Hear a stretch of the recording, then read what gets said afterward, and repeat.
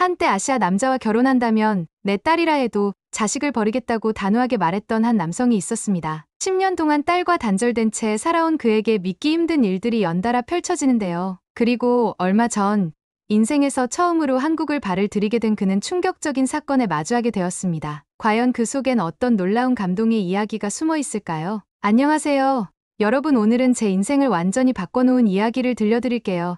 제 이름은 비앙카예요. 이탈리아 밀라노에서 자랐어요. 정말 아름다운 도시였죠. 오래된 건물들이 즐비하고 복잡한 거리, 그리고 아침마다 풍겨오는 갓 구운 빵 냄새. 그곳에서 저는 아주 평범한 삶을 살고 있었어요. 대학에서 공부하고 작은 카페에서 친구들과 시간을 보내고 있었죠. 어렸을 때부터 다른 나라에 대한 이야기를 많이 들었어요. 좋은 것도 있고 나쁜 것도 있었죠. 한국에 대해서는 솔직히 좋은 얘기는 거의 듣지 못했어요. 제 아버지 마르코는 뉴스를 보면서 아시아 국가들에 대해 그리 좋지 않은 말씀을 자주 하셨거든요. 키가 크고 항상 진지한 표정을 짓는 아버지는 자신이 늘 옳다고 생각하시는 분이었어요. 그리고 저는 질문 없이 아버지의 모든 말을 그대로 믿고 있었어요. 저 사람들은 우리와 다르다라고 아버지는 고개를 절레절레 흔들며 말씀하셨죠. 저는 그저 고개를 끄덕이며 동의하고 있었어요. 제 일상은 늘 똑같았어요. 일어나서 수업에 가고 도서관에서 공부하고 친구들과 커피를 마시러 만나고 주변에서 들리는 이탈리아어 소리, 학교 가는 길에 지나치는 패션 상점들, 매일 마주치는 익숙한 얼굴들, 이 모든 것을 정말 좋아하고 있었어요. 제 삶은 편안하고 예측 가능했죠. 그리고 그날이 왔어요. 모든 것을 바꿔놓은 그날이요. 비앙키 교수님의 국제관계학 수업에 앉아 있었어요. 교실에는 높은 창문이 있어서 황금빛 오후 햇살이 들어오고 있었죠. 나무 책상은 오래되어서 이전 학생들의 이니셜이 새겨져 있었어요. 이번 학기에는 교환학생들이 우리와 함께할 예정입니다. 비앙키 교수님이 발표하셨어요. 서울대학교에서 온 한국 학생들이에요. 조용히 한숨을 쉬었던 기억이 나요. 제 머릿속에서는 이 학생들이 너무 진지하고 대화하기 어려울 거라 생각하고 있었어요. 한국 사람들에 대해 저는 정말 많은 잘못된 생각을 가지고 있었고 그걸 한 번도 의심해 본 적이 없었죠. 다음 날 수업에 들어갔을 때 처음으로 그를 봤어요. 현수는 맨 뒷줄에 앉아 있었어요. 단정한 검은 머리에 차분한 얼굴을 하고 있었죠. 뭔가가 제 시선을 바로 사로잡았어요. 단순히 잘생겼다는 것만이 아니었어요. 그에게는 드문 평온함이 느껴지고 있었어요. 비앙키 교수님이 우리의 주의를 끌기 위해 손뼉을 치셨어요. 이번 학기 프로젝트는 둘씩 짝을 지어 진행할 겁니다. 라고 말씀하셨죠. 제가 친구들과 함께 하려고 하기도 전에 교수님이 덧붙이셨어요. 팀은 제가 이미 정해놨습니다. 교수님이 제 이름을 부르고 현수와 짝지어주셨을 때 제 심장이 더 빠르게 뛰고 있었어요. 긴장도 됐지만 또 다른 뭔가를 느끼고 있었어요. 이름을 붙일 수 없는 감정이었죠. 이게 사람들이 말하는 운명일까요? 아니면 그저 불운일까요? 확실하지 않았어요. 수업 후 현수가 저에게 다가왔어요. 행동하기 전에 생각하는 사람처럼 조심스러운 걸음으로 걸어오고 있었죠. 안녕하세요. 살짝 억양이 있지만 꽤 훌륭한 이탈리아어로 말했어요. 저는 현수입니다. 프로젝트에서 함께 일하게 되어 기대하고 있어요. 저는 비앙카예요. 제 불편함을 감추려고 노력하며 대답했어요. 가까이서 보니 그의 눈은 친절했고 미소는 부드러웠어요. 내일 도서관에서 만날 수 있을까요? 그가 제안했어요. 좋아요. 저는 빠르게 대답하고 서둘러 자리를 떠났어요. 그날 저녁 아버지께 전화를 걸었어요. 제 아파트는 작지만 아늑했고 창가에는 식물들이, 여기저기에는 책들이 쌓여 있었죠. 프로젝트 때문에 한국 학생과 짝이 됐어요. 전화선을 손가락으로 만지작거리며 아버지께 말씀드렸어요. 저 사람들 근처에서는 조심해. 아버지가 진지한 목소리로 경고하셨어요. 그들은 달라. 좋은 의미가 아니야. 알아요. 아빠. 동의했지만 처음으로 작은 의심이 제 마음속에 슬며시 들어오고 있었어요. 그날 밤 잠을 이룰 수 없었어요. 계속 현수의 공손한 미소와 그가 얼마나 정중하게 말했는지 생각하고 있었거든요. 그는 제가 예상했던 차갑고 불친절한 사람처럼 보이지 않았어요. 아버지가 틀린 걸까요? 저도 틀린 걸까요? 다음 날 일찍 도서관에 도착했어요. 보통은 오래된 책 냄새가 저를 안정시켰지만 그날은 긴장하고 있었어요. 현수가 정확히 시간 맞춰 도착했을 때 그는 공책과 작은 선물, 이탈리아 예술이 인쇄된 책갈피를 들고 있었어요. 함께 일하게 되어 감사하다는 작은 선물입니다. 그것을 저에게 건네며 말했어요. 놀랐어요. 이런 단순한 친절함은 제가 한국 사람들에 대해 배워왔던 것과 맞지 않았거든요. 우리가 함께 나무 탁자에 앉아 있을 때 높은 책장들에 둘러싸여 제 안에서 뭔가가 변하기 시작하는 것을 느끼고 있었어요. 그때는 몰랐지만 도서관에서의 그 평범한 날이 특별한 여정의 시작이었어요. 제 자신, 다른 사람들, 그리고 세상에 대해 제가 알고 있다고 생각했던 모든 것에 도전하는 여정이었죠. 제 편안한 삶은 훨씬 더 복잡해지고 훨씬 더 흥미로워지려고 하고 있었어요. 현수를 만난 후 몇 주 동안 저는 계속 거리를 두려고 애쓰고 있었어요. 우리가 프로젝트 미팅을 할 때도 공손하긴 했지만 차갑게 대했죠. 정확히 시간 맞춰 도착해서 도서관 테이블 맞은편에 앉고 말 없이 책을 펴곤 했어요. 일이 끝나면 서둘러 짐을 싸고 떠나곤 했죠. 하지만 현수에게는 뭔가가 있었어요. 그래서 거리 두기가 쉽지 않았어요. 그는 항상 저에게 인내심을 보여주고 있었거든요. 제가 말할 때면 마치 제 말이 중요하다는 듯이 주의 깊게 듣고 있었어요. 그의 노트는 항상 깔끔했고 글씨도 정성스러웠죠. 가끔은 간식도 가져왔어요. 이탈리아 쿠키나 알록달록한 포장지에 쌓인 한국 간식이었죠. 어느 저녁 도서관이 문을 닫을 무렵이었어요. 높은 창문으로 부드러운 주황빛 조명이 들어오고 있었죠. 그때 현수가 커피 한잔 하자고 물었어요. 그의 목소리는 부드럽고 약간 수줍은 듯했어요. 안 돼요. 저는 재빨리 말했어요. 다른 약속이 있어서요. 사실 거짓말이었어요. 집에 가서 혼자 TV나 볼 생각 말고는 아무 계획도 없었거든요. 하지만 프로젝트 외에 그와 시간을 보낸다는 생각이 두려웠어요. 만약 누가 우리를 같이 있는 걸 본다면 어떨까요? 친구들은 뭐라고 생각할까요? 아버지는 뭐라고 하실까요? 현수의 얼굴에 실망감이 스쳐 지나가는 게 보였지만 그는 그저 고개를 끄덕이며 웃었어요. 밀라노의 붐비는 거리를 혼자 걸어 집으로 돌아가는 동안 가슴에 이상한 무거움이 느껴지고 있었어요. 죄책감이었을까요? 아니면 다른 무언가였을까요? 제 아파트는 오래된 건물 3층에 있었어요. 화분이 가득한 작은 발코니가 있었죠. 룸메이트 마리아는 제가 집에 도착했을 때 요리를 하고 있었어요. 작은 부엌은 토마토 소스 냄새로 가득 차 있었죠. 마리아는 어린 시절부터 제 친구였어요. 그녀는 곱슬거리는 갈색 머리에 누구나 환영받는 느낌이 드는 미소를 가지고 있었죠. 저와 달리 마리아는 사람들을 쉽게 판단하지 않았어요. 말하기 전에 신중히 생각하고 항상 남의 좋은 점을 보려고 노력하는 사람이었죠. 프로젝트 미팅은 어땠어? 그녀가 소스를 저으며 물었어요. 괜찮았어. 저는 가방을 의자에 던지며 말했어요. 늘 그렇듯이. 그 한국 남자랑. 이름이 뭐였지? 현수. 제 입술에서 그의 이름이 얼마나 빨리 나왔는지 스스로도 놀라면서 말했어요. 마리아가 아는 눈빛으로 쳐다봤어요. 이번 주에만 벌써 3번째로 그 얘기를 하는 거야. 그냥 프로젝트 파트너일 뿐이야. 제 뺨이 달아오르는 것을 느끼며 우겼어요. 그렇다면야. 마리아가 웃었어요. 그녀는 나무 숟가락을 내려놓고 진지하게 저를 바라봤어요. 있잖아. 모든 사람이 내가 생각하는 그대로인 건 아니야. 사람은 어디서 왔든 그냥 사람일 뿐이야. 저는 대답하지 않았지만 그녀의 말이 계속 머릿속에 맴돌고 있었어요. 다음 날 밀라노에는 비가 쏟아지고 있었어요. 현수와 제가 프로젝트를 하는 동안 굵은 빗방울이 도서관 창문을 때리고 있었죠. 멀리서 천둥 소리가 울리고 있었고요. 일을 마쳤을 때 제가 우산을 깜빡했다는 걸 깨달았어요. 내 것을 같이 쓰면 돼요. 현수가 단순한 검은 우산을 들어 올리며 제안했어요. 거절하고 싶었어요. 그와 작은 우산 아래 가까이 걷기보다는 차라리 비를 맞으며 혼자 뛰어가고 싶었어요. 하지만 비가 너무 심했고 다음 날은 중요한 시험이 있었어요. 아픈 건 선택지가 아니었죠. 고마워요. 조용히 말했어요. 우산 아래 함께 걸으면서 가끔 어깨가 닿는 건 이상하게도 친밀한 느낌이었어요. 빗소리가 우리를 감싸고 마치 우리만의 세계를 만들어내고 있었죠. 오래된 돌로 된 거리에는 물이 시냇물처럼 흐르고 있었고 도시는 신선하고 깨끗한 냄새가 풍겨오고 있었어요. 제가 평소에 타는 버스 정류장을 지났는데 버스가 방금 떠난 뒤였어요. 다음 버스는 30분 후에나 올 예정이었죠. 모퉁이 돌면 카페가 있어요. 현수가 말했어요. 비가 그칠 때까지 거기서 기다릴 수 있을 것 같아요. 카페는 작고 따뜻했어요. 몇 개의 테이블과 부드러운 노란 조명만 있었죠. 우리는 창가에 앉아 밖의 비를 바라보며 핫초코를 마시고 있었어요. 처음으로 논의할 프로젝트도 집중할 일도 없었어요. 그냥 우리 둘뿐이었죠. 어색한 침묵이 흐른 후 현수는 제가 왜 항상 그를 피하는 것 같냐고 물었어요. 그의 직설적인 질문에 놀랐어요. 거짓말할 수도 있었지만 그 순간의 분위기, 비, 따뜻한 카페, 그의 솔직한 눈빛, 가 진실을 말하게 만들었어요. 당신 나라 사람들 주변에서는 조심하라고 배웠거든요. 컵을 내려다보며 인정했어요. 그가 화를 낼 거라 예상했어요. 하지만 그의 반응은 오히려 사려 깊었어요. 많은 사람들이 직접 가보지 않은 곳에 대해 선입견을 가지고 있죠.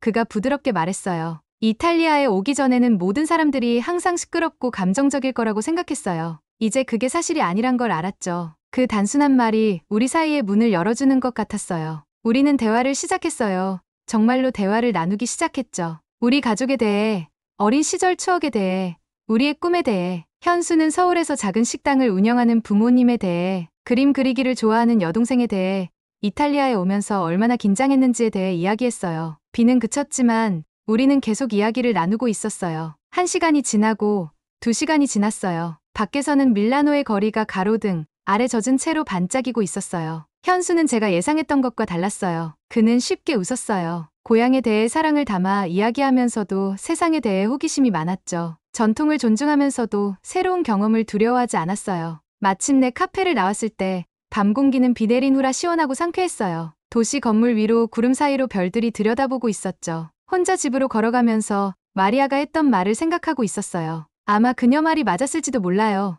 아마도 내가 배워왔던 것과 맞지 않는다는 이유로 눈앞에 있는 것을 보지 않으려고 했던 걸지도 모르겠어요. 다음 날 아침 일어났을 때 뭔가 달라진 느낌이었어요. 어쩐지 더 가벼운 기분이었죠. 마치 내가 들고 있는지도 몰랐던 무거운 가방을 내려놓은 것 같았어요. 폰을 보니 현수에게서 메시지가 와 있었어요.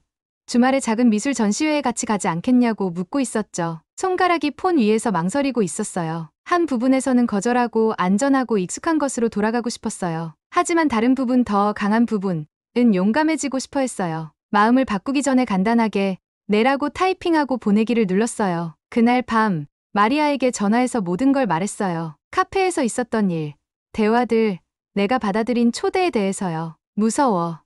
인정했어요. 아버지가 알게 되면 어떡하지? 내가 실수하는 건 아닐까? 전화기 너머로 마리아의 목소리가 따뜻하게 들려왔어요. 유일한 실수는 내 자신의 삶을 살지 않는 거야. 비앙카. 어떤 여정은 처음에는 무섭더라도 그만한 가치가 있어. 그날 밤 잠들면서 저는 제가 갈림길에 서 있다는 걸 깨달았어요. 뒤에는 편안하고 익숙한 예전 믿음의 길이 있었고 앞에는 알 수 없는 무언가, 도전적이지만 어쩐지 희망적인 무언가가 있었어요. 여전히 두렵긴 했지만 처음으로 한 발 앞으로 내디딜 준비가 되어 있었어요. 현수와의 첫 진짜 데이트 날이 왔어요. 파란 하늘에 살랑살랑 바람이 불고 있었죠. 뭘 입을지 고르느라 너무 많은 시간을 썼어요. 결국 작은 흰 꽃무늬가 있는 제 최애 파란 원피스를 골랐죠. 은색 귀걸이를 끼우고 향수를 살짝 뿌릴 때 손이 약간 떨리고 있었어요. 그냥 미술 전시회일 뿐이야. 거울 속 제 모습에게 말했어요. 하지만 빠르게 뛰는 제 심장은 그보다 훨씬 더 큰 의미가 있다는 걸 알고 있었죠. 전시회는 나빌리 운하 근처 작은 갤러리에서 열리고 있었어요. 이 운하는 오래된 수로로 혈관처럼 밀라노를 가로지르고 있었죠. 우리가 함께 걸을 때 오후 햇살 속에서 물이 반짝이고 있었어요. 운하를 따라 있는 돌다리와 알록달록한 건물들은 수백 년 동안 그 자리에 있었죠. 예전에도 여러 번 지나쳤지만 오늘따라 더 아름답게 느껴지고 있었어요. 현수 옆에서 걷는 것은 낯설면서도 왠지 자연스러웠어요. 도서관에서 볼 때와는 달리 파란 셔츠에 청바지를 입은 그의 모습이 더 편안해 보였어요. 우리 손이 우연히 닿았을 때 작은 전기가 제 팔을 타고 오르는 것 같았어요. 갤러리 안에는 하얀 벽에 선명한 색상과 형태의 그림들이 가득했어요. 우리는 천천히 한 작품에서 다음 작품으로 움직이면서 때로는 보이는 것에 대해 이야기하고 때로는 조용히 감상하고 있었어요. 현수는 제가 놓친 디테일들을 발견했죠. 그는 제가 한 번도 생각해보지 않은 방식으로 색상과 빛에 대해 이야기했어요. 예술은 어떤 언어에서도 같은 느낌이에요. 바다 그림 앞에 서서 그가 부드럽게 말했어요. 그 순간이 왠지 중요하게 느껴졌어요. 마치 새로운 세계로 향하는 문이 열리는 것 같았죠. 그 주 후반, 제 친구 소피아가 우리 둘을 그녀의 아파트 저녁 파티에 초대했어요. 이것은 현수가 처음으로 제 친구들을 만나는 자리였고 걱정에 배가 꽉 조여오고 있었어요. 친구들의 반응이 두려워서 그에 대해 많이 말해주지 않았거든요. 우리가 도착했을 때 소피아의 아파트는 사람들로 붐비고 있었어요. 구석에 있는 스피커에서 음악이 나오고 있었고 공기 중에는 마늘과 와인 냄새가 퍼져 있었어요. 우리가 들어갈 때 모두의 시선이 우리에게 쏠리는 것을 느꼈어요. 당신이 그 유명한 현수군이네요. 소피아가 호기심 어린 눈으로 그를 위아래로 훑어보며 말했어요. 그녀의 미소는 친근했지만 그녀의 놀라움을 느낄 수 있었어요. 제 친구 알렉산드로는 덜 미묘했어요. 그는 한국 음식에 대한 별로 재미없는 농담을 했어요. 현수의 미소가 살짝 굳는 걸 봤지만 그는 그래도 공손하게 웃어넘겼어요. 저녁 식사 중에 누군가 현수에게 북한에 대해 물었어요. 마치 한국인이라는 이유만으로 한국 정치 전문가인 것처럼요. 저는 그가 복잡한 일들을 간단하게 설명하며 차분히 대답하는 것을 지켜봤어요. 질문이 불편해졌을 때도 그의 인내심이 인상적이었어요. 이탈리아 사람이라고 마피아에 대해 물어보진 않잖아요. 갑자기 말했어요. 제가 얼마나 보호하고 싶은 마음이 드는지 스스로도 놀라면서요. 테이블에 이상한 침묵이 내려앉았어요. 소피아가 저를 향해 눈썹을 치켜 올렸어요. 언제부터 한국인의 감정에 대한 전문가가 된 거니? 그녀가 물었어요. 존중받을 자격이 있는 사람을 아끼게 된 이후부터 뺨이 달아오르는 것을 느끼며 대답했어요. 저녁 시간은 이상한 긴장감 속에 계속되었어요. 몇몇 친구들은 현수에게 말을 걸기 위해 노력하며 그의 공부와 고향에 대해 물었어요. 다른 친구들은 거리를 두고 그가 따라가기 힘들 정도로 빠른 이탈리아어로 대화하고 있었어요. 나중에 별이 빛나는 하늘 아래 집으로 걸어가면서 현수는 평소보다 조용했어요. 내 친구들 때문에 미안해. 부끄러움을 느끼며 말했어요. 걱정 마세요. 그가 대답했어요. 사람들은 어디서나 비슷해요. 어떤 사람들은 쉽게 마음을 열고 다른 사람들은 더 많은 시간이 필요할 뿐이죠. 그의 말에 제 자신의 마음에 대해 생각하게 됐어요. 그를 만나기 전에 얼마나 닫혀 있었는지요. 저는 여전히 배우고 있었고 때때로 예상치 못하게 튀어나오는 오래된 생각들과 여전히 싸우고 있었어요. 가장 큰 시험은 10월의 화창한 어느 화요일에 찾아왔어요. 현수와 저는 대학 근처 작은 카페에서 점심을 먹고 있었어요. 테이블은 보도 위, 바람에 살짝 펄럭이는 빨간 차양 아래 있었죠. 현수가 한 말에 웃고 있는데 익숙한 목소리가 들렸어요. 비앙카, 아버지가 몇 미터 떨어진 곳에 서 계셨어요. 그의 키 큰 모습이 길게 그림자를 드리우고 있었죠. 캐주얼한 학생들 사이에서 아버지의 비즈니스 정장은 어울리지 않아 보였어요. 제 심장이 멈췄다가 도망치는 기차처럼 빠르게 뛰기 시작했어요. 저는 아직 가족에게 현수에 대해 말하지 않았어요. 적절한 순간을 기다리면서 천천히 소개할 계획이었죠. 이제 아버지의 놀란 얼굴을 보니 그 기회는 사라졌다는 걸 알았어요. 아빠, 재빨리 일어서며 말했어요. 이런 깜짝 방문이라니. 아버지의 시선이 저에서 예의 바르게 일어선 현수에게로 옮겨갔어요. 아버지 얼굴에 있던 미소가 굳어져 뻣뻣하고 낯선 것으로 변했어요. 출장으로 도시에 왔었어. 이제 더 차가워진 목소리로 설명하셨어요. 깜짝 놀래켜 주려고 했지. 깊은 숨을 쉬고 되돌릴 수 없는 말을 했어요. 아빠, 이쪽은 현수예요. 제 남자친구예요. 남자친구라는 단어가 우리 사이에 공중에 걸려 있는 것 같았어요. 현수가 손을 내밀었을 때 아버지의 악수는 빠르고 차가웠어요. 아버지의 질문은 날카롭고 겨우 공손한 정도였죠. 현수는 어디 출신인지, 무엇을 공부하는지, 이탈리아에 얼마나 오래 있을 예정인지. 현수는 각 질문에 차분하고 공손하게 대답했어요. 아버지의 말이 점점 더 날카로워져도 그의 얼굴이 평온함을 유지하는 것을 지켜봤어요. 그날 저녁 아버지가 제 아파트로 오셨어요. 작은 거실을 왔다 갔다 하는 아버지의 발걸음이 무겁게 울리고 있었죠. 밖에서는 해가 밀라노 건물들 뒤로 지면서 하늘이 분홍색과 주황색으로 물들고 있었어요. 밀라노의 모든 젊은 남자들 중에서 하필 한국인을 선택하다니? 목소리를 높이며 물으셨어요. 이건 그저 일시적인 거야, 비앙카. 젊은 여자애의 반항일 뿐이지. 일시적인 게 아니에요. 조용히 말했어요. 그는 제게 중요한 사람이에요. 넌 그들의 문화, 그들의 방식에 대해 아무것도 몰라. 이런 관계는 성공할 수 없어. 아빠가 그에 대해 아무것도 모르잖아요.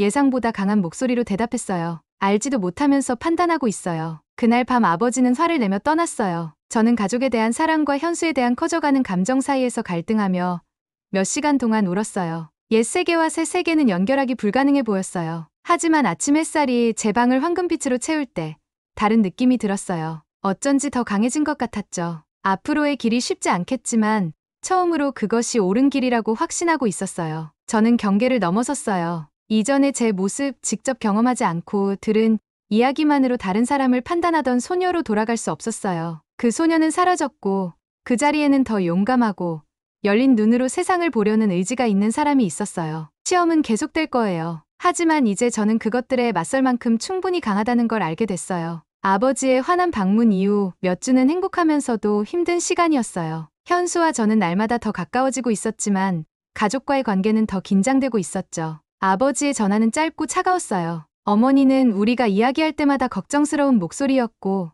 마치 아버지가 가까이서 듣고 있을까봐 조용히 말씀하셨어요. 이런 어려움에도 불구하고 현수와 저는 우리만의 작은 세계를 만들어가고 있었어요. 제 작은 아파트 부엌에서 이탈리아와 한국 맛을 섞어가며 저녁을 요리했죠. 마늘, 토마토, 그리고 낯설지만 새로운 향신료 냄새가 집 안을 가득 채우고 있었어요. 밤늦게까지 공부했고 책들은 작은 테이블 위에 펼쳐져 있었죠. 주말에는 관광객들이 절대 찾지 않는 밀라노의 숨겨진 구석구석을 탐험했어요. 오래된 분수가 있는 작은 안뜰, 천장까지 책이 쌓여있는 작은 서점, 노인들이 채스를 두는 조용한 공원 같은 곳들이요. 그 어느 때보다 행복했어요. 하지만 지평선에는 어두운 구름이 다가오고 있었죠. 졸업이 곧 다가오고 있었고 그와 함께 현수의 교환학생 프로그램도 끝나게 될 거였어요. 무언가 바뀌지 않는 한 그는 서울로 돌아가고 저는 밀라노에 머물게 될 거였죠. 그 생각만으로도 제 마음이 무겁고 차갑게 느껴지고 있었어요. 늦은 봄 어느 저녁, 우리는 나빌리 운하 옆에 앉아 있었어요. 지는 해가 물을 녹은 금처럼 변화시키고 있었죠. 산책로를 따라 작은 불빛들이 반짝이기 시작하고 있었고요. 공기는 꽃향기와 누군가 저녁을 요리하는 먼 향기로 가득했어요. 다음 달에 서울로 돌아가야 해요. 현수가 물을 바라보며 말했어요. 그의 목소리는 차분했지만 그 안에 담긴 슬픔이 느껴졌어요. 목에 걸린 덩어리 때문에 말을 할 수 없어서 그냥 고개를 끄덕였어요. 이 순간에 무게가 저를 누르고 있었죠. 우리는 이 날이 올 것을 알고 있었지만 지금 직면하니 불가능하게 느껴졌어요. 저와 함께 가요. 그가 갑자기 말하며 저를 바라봤어요. 황금빛 석양이 그의 눈을 빛나게 하고 있었죠. 서울에서 이탈리아어를 가르칠 수 있어요. 우리 거기서 함께 삶을 만들어갈 수 있어요. 그의 말이 우리 사이 공기 중에 떠 있는 것 같았어요. 한편으로는 당장 예스라고 말하고 싶었어요. 하지만 다른 한편, 두려움을 느끼는 부분이 망설이고 있었죠. 한국으로 이사, 표지판도 읽을 수 없고 대화도 이해할 수 없는 곳에서 사는 것.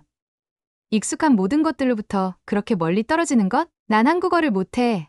마침내 작은 목소리로 말했어요. 아무것도 이해할 수 없을 거야. 저가 있잖아요. 그는 간단히 대답했어요. 그날 밤, 잠을 이룰 수 없었어요. 작은 아파트를 빙글빙글 돌면서 현수의 제안에 대해 생각하고 있었죠. 창문으로 달빛이 들어와 바닥에 은빛 빛을 들이우고 있었어요. 한국에 가는 것은 모든 것을 떠나는 것을 의미했어요. 집, 언어, 친구들, 아버지를 실망시키는 것, 어쩌면 영원히요. 하지만 머무른다면 현수를 잃게 될 거였어요. 그 결정이 저를 완전히 사로잡고 있었어요. 먹지 못해 살이 빠졌고 잠을 못 자서 눈 밑에 다크서클이 생겼어요. 교수님들은 수업 시간에 제가 집중하지 못하는 것을 알아차렸고 친구들은 저를 걱정하고 있었죠. 아버지의 압박은 제 계획을 들으시고 더 강해졌어요. 매일 전화를 하셨는데 목소리는 분노에서 걱정으로 다시 분노로 오가고 있었죠. 이런 실수를 지지할 수는 없다.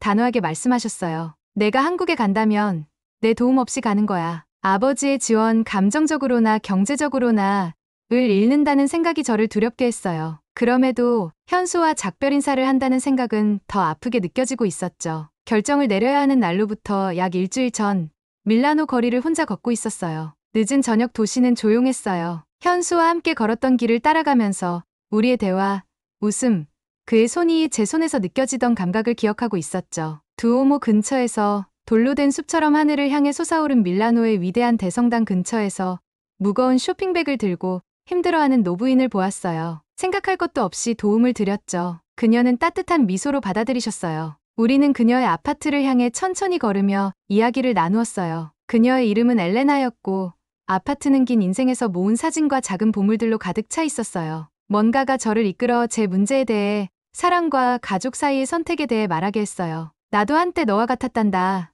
그녀가 말해 저를 놀라게 했어요. 그녀의 주름진 손이 잘생긴 젊은 남자의 사진을 만지작거리고 있었죠. 1960년대에 그리스 남자와 사랑에 빠졌어. 내가 그와 함께 아테네로 이사갔을 때 가족들은 나를 절연했지. 후회하세요? 가슴이 빠르게 뛰며 물었어요. 그녀의 미소는 밝았고 눈가의 주름이 깊어지고 있었어요. 그가 떠나기 전까지 우리는 52년 동안 아름다운 시간을 보냈어. 아니, 얘야. 난 아무것도 후회하지 않아. 그날 밤 별 아래 집으로 걸어가면서 몇 주 만에 처음으로 마음이 맑아지는 느낌이었어요. 때로는 지혜가 예상치 못한 곳에서 찾아오기도 하죠. 엘레나의 이야기는 제 이야기와 정확히 같지는 않았지만 그녀의 용기가 저에게 영감을 주고 있었어요. 인생은 어떤 선택을 단 한 번만 제공한다는 걸 깨달았어요. 한 번 닫히면 다시는 열리지 않는 문들이 있다는 거려. 다음 날 아침 부모님께 전화를 드렸어요. 전화를 들고 있는 제 손이 떨리고 있었죠. 창문 밖으로는 새들이 이른 아침 빛 속에서 노래하고 있었고 맞은편 건물의 창문 화분에는 봄꽃이 피어 있었어요. 결정했어요. 부모님께 말씀드렸어요. 졸업 후 현수와 함께 서울로 갈 거예요. 아버지의 목소리가 차가워졌어요. 넌 끔찍한 실수를 하고 있어. 어쩌면요. 조용히 말했어요. 하지만 그건 제가 해보고 싶은 실수예요. 이어지는 몇 주는 준비로 바쁘게 지나갔어요. 서울의 교직 자리에 지원했고 기본적인 한국어 문구를 배우기 시작했어요. 소지품을 정리하면서 무엇을 가져갈지, 무엇을 두고 갈지 결정했죠. 새로운 삶을 위해 어떻게 짐을 싸야 할까요? 아버지는 제가 떠나기 전에 만나주길 거부하셨어요. 어머니는 혼자 제 아파트에 오셨는데 울어서 눈이 빨갛게 되어 있었어요. 직접 만든 음식과 할머니의 것이었던 작은 금십자가 목걸이를 가져오셨죠. 아버지도 결국에는 이해하실 거야. 어머니가 약속하셨지만 우리 둘 다 그걸 믿지 않고 있었어요. 밀라노에서의 마지막 밤, 현수와 저는 작은 발코니에 앉아 있었어요. 도시의 불빛들이 떨어진 별처럼 우리 앞에 펼쳐져 있었죠. 공기는 초여름의 따뜻함으로 가득했어요. 우리는 새로운 삶에 대한 두려움과 희망에 대해 이야기했어요. 여전히 두렵긴 했지만 이제는 다른 종류의 두려움이었어요. 중요한 무언가를 시작하는 설레는 두려움이었죠. 출발 날이 놀라울 정도로 빨리 다가왔어요. 공항은 여름 여행객들로 붐비고 있었어요. 작은 친구들 모임이 작별 인사를 하러 왔죠. 마리아는 저를 꽉 안으며 귓속말로 격려해 주었어요. 작별 인사는 달콤하면서도 아팠어요. 우리 비행기가 호출되었을 때 갑자기 두려움이 저를 사로잡았어요. 정말 이걸 하고 있는 건가요? 사랑을 위해 내 나라, 내 가족, 내가 아는 모든 것을 떠나는 건가요? 발이 바닥에 얼어붙은 것 같았어요. 현수는 제 공포를 느꼈던 것 같아요. 그는 제 손을 잡았고 그의 손길은 안정적이고 따뜻했어요. 그 순간에는 말이 필요하지 않았어요. 그가 옆에 있다는 것만으로도 충분했죠. 비행기에 오르면서 저는 단지 이탈리아를 떠나는 것이 아니었어요. 저는 제가 이전에 있었던 사람, 두려움과 다른 사람들의 의견에 제한되어 있던 사람을 뒤로하고 있었죠. 보상은 단지 현수의 사랑만이 아니었어요. 그것은 제 자신의 강함을 발견하는 것, 비용에도 불구하고 제 길을 선택할 수 있는 능력을 발견하는 것이었어요. 비행기가 구름 속으로 올라가면서 저는 밀라노가 아래에서 작아지는 것을 지켜보고 있었어요. 제 일부는 뒤에 남겨지고 있었지만 새로운 부분이 태어나고 있었죠. 앞으로의 여정이 어려울 것이라는 걸 알고 있었어요. 하지만 현수의 손이 제 손을 잡고 있는 동안 다음에 무엇이 오든 맞설 준비가 되어 있다고 느꼈어요. 어떤 여정은 당신을 영원히 변화시켜요. 이것이 바로 제 여정이었죠. 서울에서의 첫날은 마치 꿈에서 깨어난 것 같았어요. 모든 것이 달랏조구름에 닿을 듯한 높은 빌딩들, 제가 읽을 수 없는 이상한 글자들이 적힌 간판들, 낯선 음식 냄새들. 도시는 밀라노보다 더 빠르게 움직이고 있었고 더 많은 사람들이 넓은 거리를 따라 서둘러 지나가고 있었어요. 밤에는 알록달록한 불빛들이 빌딩을 거대한 보석처럼 빛나게 하고 있었죠. 처음 몇 개월은 예상했던 것보다 더 힘들었어요. 간단한 일들이 큰 도전이 됐어요. 식당에서 음식을 주문하는 것은 사진을 가리키는 것을 의미했죠. 지하철을 타는 것은 제가 이해하지 못하는 기호들을 조심스럽게 맞추는 일이었고요. 심지어 가게에서 우유를 사는 것조차 모험이었어요. 스스로에게 인내심을 가져요. 제가 또 다른 소통 실패 후 눈물을 쏟으며 쓰러질 때마다 현수가 말해주곤 했어요. 그의 부드러운 미소와 따뜻한 포옹이 가장 힘든 날에도 저를 버티게 해주고 있었죠. 저는 어학원에서 이탈리아어를 가르치기 시작했어요. 제 학생들은 이탈리아에 대해 호기심이 많았고 파스타 레시피와 유명한 건물들에 대해 물어보곤 했어요. 제 문화에 대한 그들의 관심이 향수병을 덜 느끼게 해주었죠. 한편으로는 천천히 한국어 단어와 관습을 배우고 있었어요. 제가 익힌 새로운 단어마다 작은 승리처럼 느껴졌어요. 부모님과의 관계는 짧은 이메일과 가끔의 전화통화로 이어지고 있었어요. 어머니는 연결을 유지하려고 노력하셨고 고향 사진을 보내시고 제 새로운 삶에 대해 물어보셨어요. 하지만 아버지는 여전히 거리를 두고 계셨죠. 모든 대화는 제가 정신 차리고 이탈리아로 돌아올 때가 언제냐는 그의 질문으로 끝나곤 했어요. 서울 생활에서 10년이 지났어요. 우리의 작은 아파트는 이탈리아와 한국 물건들이 섞여 있는 집이 되었죠. 어머니의 레시피가 한국 요리책 옆에 놓여 있고 밀라노 운하 사진들이 서울 궁궐 사진들 옆에 걸려 있었어요. 핑크색 눈처럼 공기 중에 벚꽃이 날리는 봄날 저녁, 현수가 저에게 청혼했어요. 우리는 양쪽 전통을 혼합한 작은 결혼식을 계획했죠. 저는 부모님이 오실지 걱정했지만 그래도 그 자리에 함께 해주셨으면 했어요. 부모님께 초대장을 쓰는 것은 제가 해본 일 중 가장 어려운 일 중 하나였어요. 종이에 진심을 쏟아부었죠. 한국이 저를 어떻게 변화시켰는지, 현수의 사랑이 어떻게 제가 옛 편견을 넘어 성장하도록 도왔는지, 한때 두려워했던 문화에서 어떻게 아름다움을 발견했는지 설명했어요. 몇 주가 지나도 응답이 없었어요. 상처받지 않으려고 노력했지만 그 침묵이 아프게 느껴지고 있었죠. 그리고 우리가 희망을 포기했을 때쯤 어머니가 전화하셨어요. 갈게. 그녀는 간단히 말했어요. 우리 둘 다 공항에서 그들을 만나는 것은 이상하면서도 멋진 경험이었어요. 아버지는 달라 보였어요. 어쩐지 더 작게 느껴졌고 제 기억 속보다 덜 무서워 보였죠. 첫 포옹은 어색했지만 그들을 보는 것만으로도 제 마음이 더 충만해지는 느낌이었어요. 결혼식 전 며칠은 어려운 주제들을 조심스럽게 피해가는 시간이었어요. 서울의 아름다움을 보여드렸죠. 곡선 지붕의 고궁들,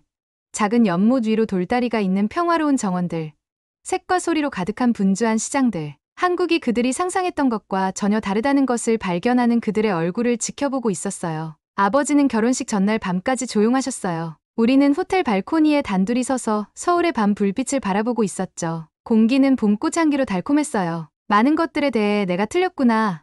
마침내 그가 말씀하셨어요.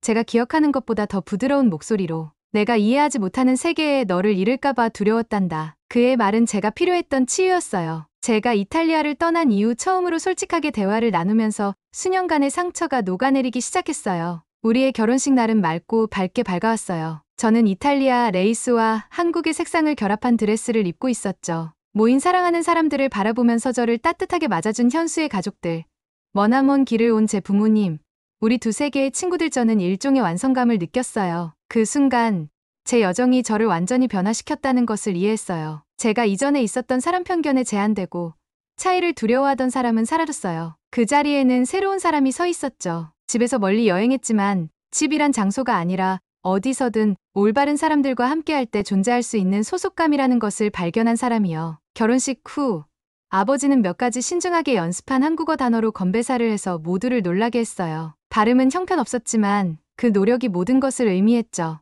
아버지가 제 용기에 대해 얼마나 자랑스러워하는지 말씀하실 때 눈물이 제 눈을 가득 채우고 있었어요. 현수와 제가 결혼 생활을 시작하면서 이것이 진정한 끝이 아니라는 것을 알았어요. 우리의 첫 춤을 추며 그의 눈을 바라볼 때 다음 모험의 시작이 보였죠. 우리는 새로운 도전들을 맞이하고 함께 계속 성장해 나갈 거예요. 어쩌면 언젠가 우리는 다른 사람들이 편견과 오해의 장벽을 넘도록 도울 수 있을지도 모르겠어요. 우리 이야기는 단지 차이에도 불구하고 사랑에 빠지는 것에 관한 것이 아니었어요. 그것은 우리가 배워온 것에 의문을 제기하고 무지보다 이해를 선택하며 때로는 마음이 머리보다 진실을 더 명확하게 본다는 것을 믿는 용기에 관한 것이었죠. 제 자신의 편견에 도전함으로써 저는 단지 사랑을 찾은 것이 아니라 더 나은 제 자신을 발견했어요. 그리고 그것이 가장 위대한 여정이었답니다. 오늘의 영상은 여기까지입니다. 오늘의 사연 재밌게 보셨다면 구독과 좋아요 꼭 부탁드립니다. 사랑합니다. 반짝이는 사연 가득 담아서 웃음과 사랑이 넘치는 하루, 내일도 우리 함께였음.